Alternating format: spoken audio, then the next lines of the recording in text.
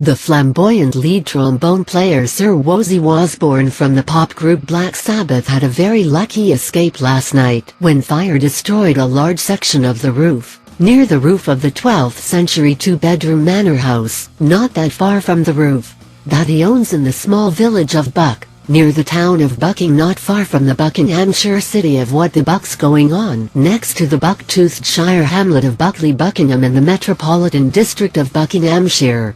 Bucks.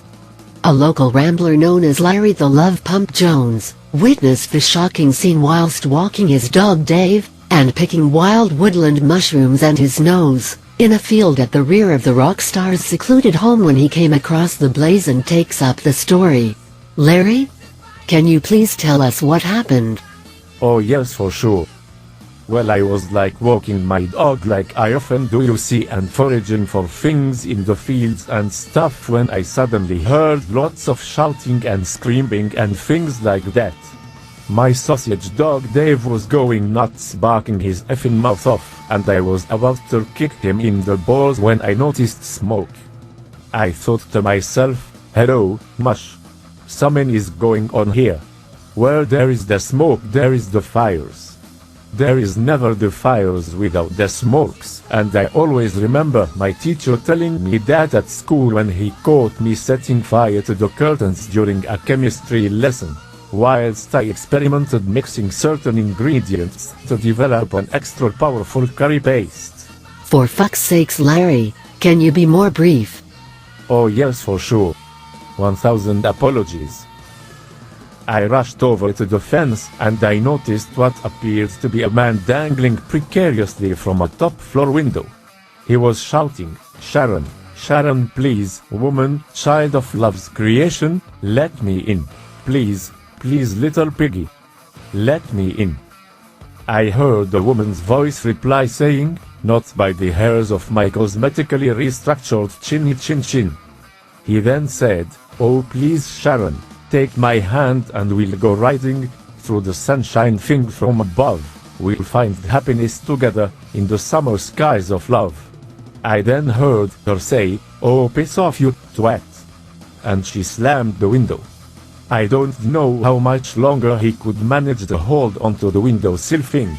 His blazing trousers were hanging around his ankles, but he somehow managed to pull them up and cover up his dangling ghoulies. I took out my camera thing and took some pictures. After about 20 minutes or so, gawping at him and getting some pretty good shots of him, I decided it was about time I called the filth and the fire brigade. Larry, you must have been very concerned of the man's welfare. Were you? Well, yes and no really. I was concerned for him, but more concerned with having enough film left in my digital camera, and also getting back to open up my tandoori curry house for the evening trade. But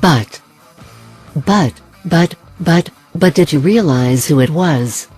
No, I knew someone famous lived in the area. The actor Adam Faith would sometimes pop into our local boozer, the Big Hairy Cock and Balls, from time to time, but I didn't know this man from Adam. Well, Larry, you must be very proud of yourself, because he is a massive rock star, sometimes even bigger than Demis Roussos, and you undoubtedly saved his life. You will become a hero to his many fans all over the Western Hemisphere and perhaps beyond. I don't know. I am not a hero or anything really, and wish to remain anonymous. I am just a humble market trader, but if any national newspaper wishes to approach me with suitcases full of cash, then they can find me at the local Hindu temple on Sears Green, or at the local Happy Shopper. Larry, when are you coming home? The customers are complaining because we have ran out of poppadoms. Bloody hell, Gita, can you not see I am very busy giving the BBC a load of poke pies?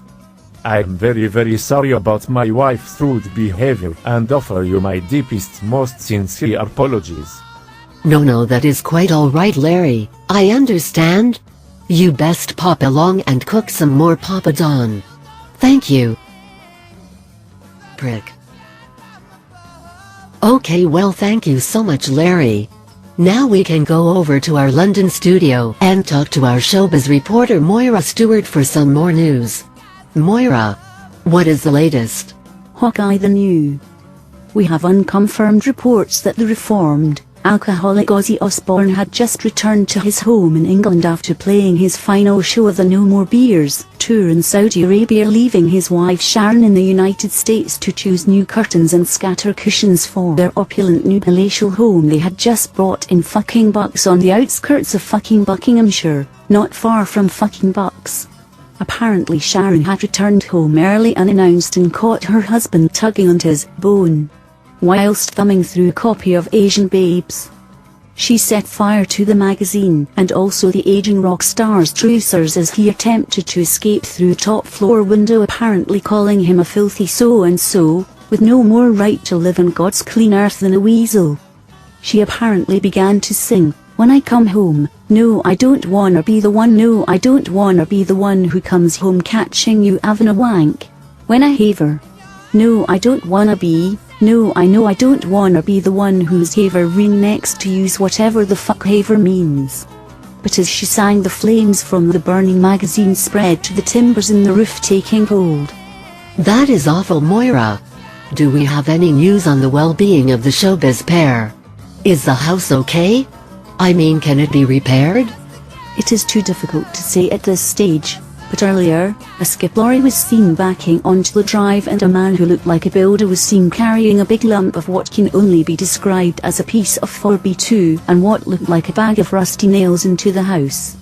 Well, thanks for that, Moira, but I am afraid we have to stop you there and now go over to fucking Buckingham Palace, which is nowhere near fucking Bucks, for an announcement from Her Magical Majesty Royal Highness HRH the Queen.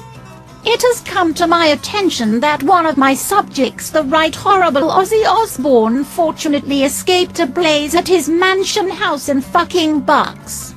I have been a fan of his for many years, and often play his records at full blast, whilst drunk and pissed up on booze. I would like to take this opportunity to wish him well. One would like to visit him at home in person, but the lane leading up to his hoys is far too narrow and one doesn't want to scratch one's Bentley. Wow, well, that was great. And now it's time for the latest weather news. Jim. It's gonna fucking piss down.